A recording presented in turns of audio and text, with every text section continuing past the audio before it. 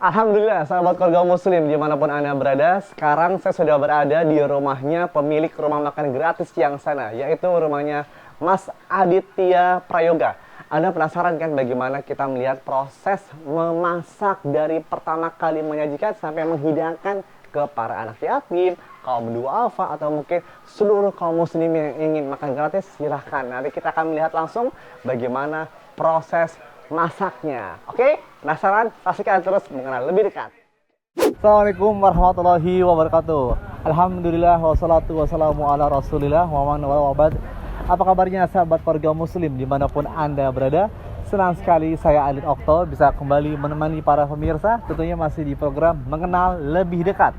Nah, pada kesempatan hari ini kita sedang berada di tempat makan yang mungkin notabene harus membayar kalau makan, tapi di sini gratis pemirsa. Nah, tepatnya sekarang berada di Gunung Putri di Bogor. Kita bisa melihat berbagai macam suasana dari mulai pemulung atau mungkin pengamen atau mungkin tukang ojek, siapapun yang makan di sini gratis. Anda penasaran kan yang pemilik rumah makan gratis yang sana ini dengan siapa yang punya? Saya juga penasaran nih sahabat keluarga muslim. Kurang lebih selama 30 menit ke depan kita akan berbincang-bincang santai dengan pemilik dari rumah makan gratis yang sana ini. Saksikan terus di program Mengenal Lebih Dekat. Jangan kemana-mana, kita akan berbincang-bincang santai dengan pemilik rumah makan gratis yang sana. Ikuti terus. Alhamdulillah para pemirsa dimanapun Anda berada, sekarang saya sudah disambut dengan pemilik dari rumah makan gratis yang sana. Dengan Mas siapa namanya? Adit. Apa kabar Mas Adit? Alhamdulillah. Sehat ya? Sehat. Alhamdulillah.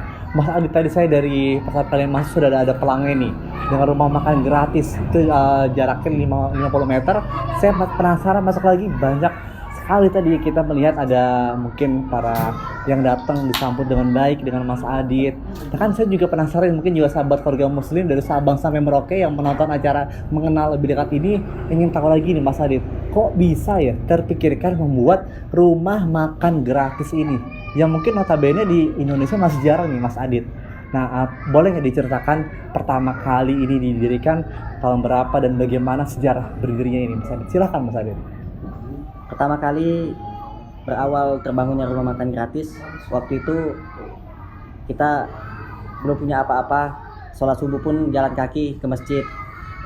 Nah, setelah suatu ketika saya sholat subuh di masjid, itu seusai sholat subuh saya keluar dari masjid, jalan kaki mau menuju pulang ke rumah, melihat seorang nenek-nenek, yang nenek-nenek itu jalan kencot-kencot, pincang-pincang, bawa karung.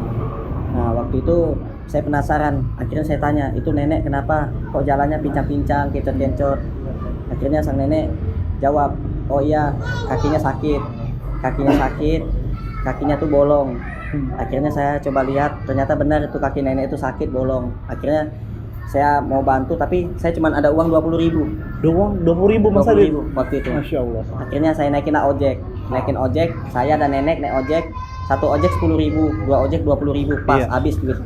Akhirnya setelah sampai tiba di rumah nenek itu, waktu itu pukul sekitar 5:30 sampai rumah nenek itu, saya ada ketemu sama tetangga nenek itu. Saya tanya, Bu, ini nenek-nenek usianya sudah tua, sudah 92 tahun. Dia sakit, terus kakinya tuh bolong. Kenapa kok dia masih cari rongsok? Emang nggak punya saudara, nggak punya suami, nggak punya cucu atau anak?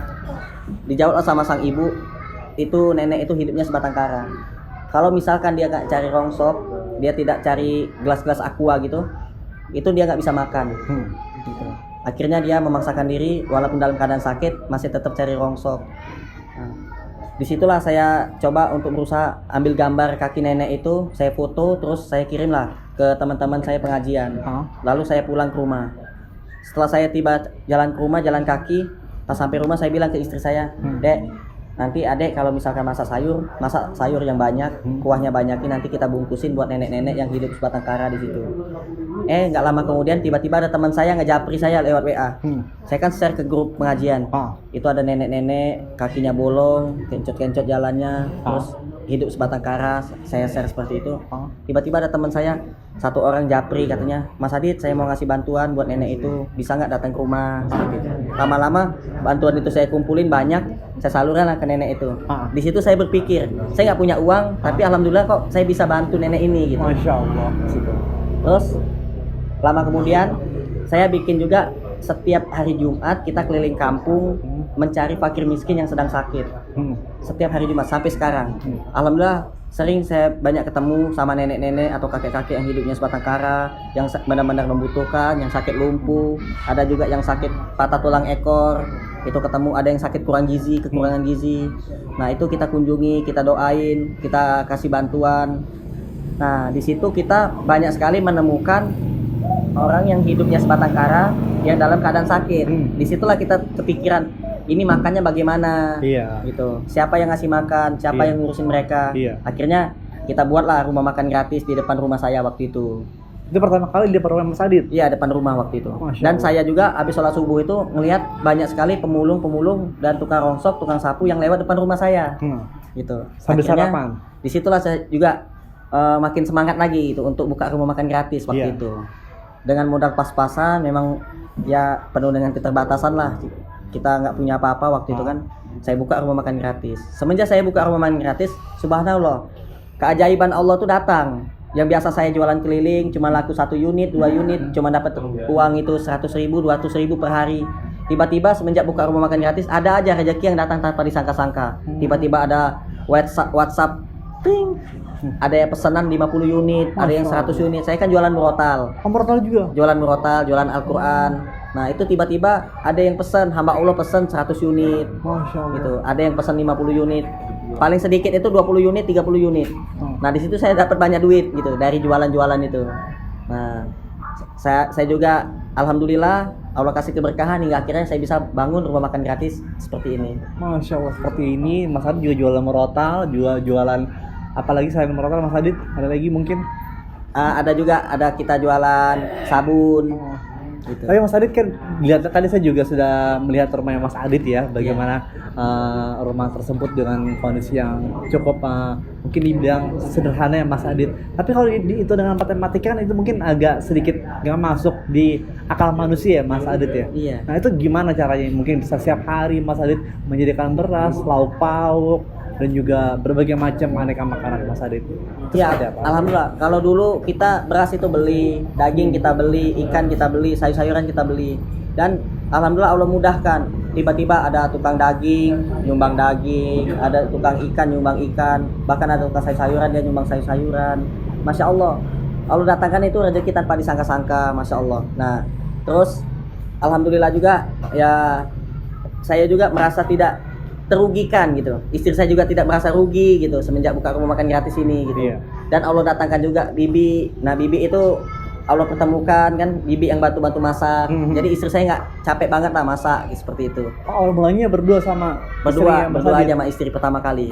Sekarang alhamdulillah ada si Bibi, ada si Umi juga bantu-bantu. Ada ibu saya juga bantu-bantu masak. Masya Allah. Jadi kami yang masak. Pertama kali mengalami mungkin kendala buat Mas Adit sendiri terhadap mungkin saya kan pertama semangat ya, dan Mas Adit juga saya dengar sempat jual motor juga nih. Juga pertama kali bikin rumah makan gratis ini. Waktu itu kan kita buka rumah makan gratis itu ya terbuat dari terpal sama bambu. Nah, terpal itu kan terpal plastik. Suatu ketika ada orang bakar sampah, abunya itu kan terbang melayang-layang, nempel di terpal atap rumah. Nah, begitu nempel itu bolong, panas kan, bolong. Akhirnya pas hujan orang makan itu bocor-bocor gitu. Bocor di sini pindah ke sini, bocor di sini pindah ke sini. Bocor semua udah bolong-bolong. Nah, akhirnya di situ kita berinisiatif untuk ya ayolah kita ganti gitu. Kita bikin yang tempat yang lebih layak, yang lebih luas, lebih bagus. Alhamdulillah Allah datangkan hamba-hamba Allah yang dermawan, tiba-tiba ada yang nyumbang pasir, nyumbang semen, ada yang ngasih uang waktu itu kan buat bikin atap ini, Masya Allah. Akhirnya bisa besar seperti ini. Masya Allah. Alhamdulillah. Mas Adit, buat Mas Adit sendiri ada nggak sih mungkin kedepannya ingin seperti apa untuk para mungkin khususnya di wilayah yang saat ini ya, harapan Mas Adit seperti apa? Tahu Mas Adit, nanti kita akan kembali lagi membahas di acara mengenal lebih dekat bersama Mas Adit ini, Aditya Prayoga, tentunya setelah yang satu ini.